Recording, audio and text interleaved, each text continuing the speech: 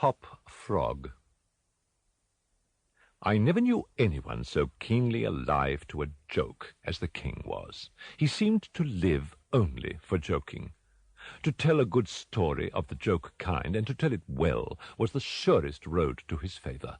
Thus it happened that his 7 ministers were all noted for their accomplishments as jokers. They all took after the king, too, in being large, corpulent, oily men, as well as inimitable jokers.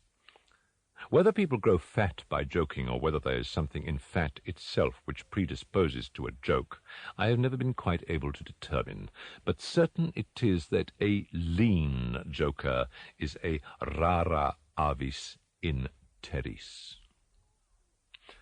At the date of my narrative, professing jesters had not altogether gone out of fashion at court. Several of the great continental powers still retained their fools, who wore motley with caps and bells, and who were expected to be always ready with sharp witticisms at a moment's notice, in consideration of the crumbs that fell from the royal table.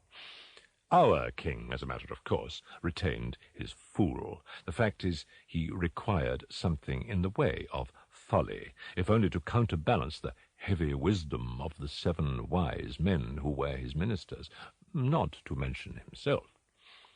His fool, or professional jester, was not only a fool, however. His value was trebled in the eyes of the king by the fact of his being also a dwarf and a cripple.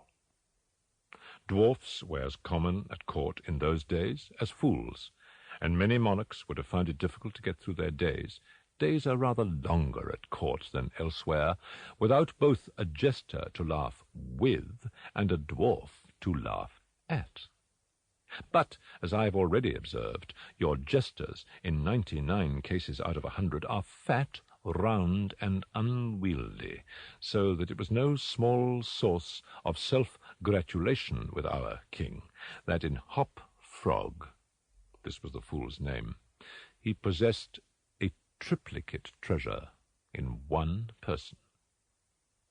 I believe the name Hopfrog was not that given to the dwarf by his sponsors of baptism, but it was conferred upon him by general consent of the 7 ministers, on account of his inability to walk as other men do. In fact, Hopfrog could only get along by a sort of interjectional gait, something between a leap and a wriggle, a movement that afforded illimitable amusement and, of course, consolation to the king. But although Hopfrog, through the distortions of his legs, could move only with Sample complete. Ready to continue?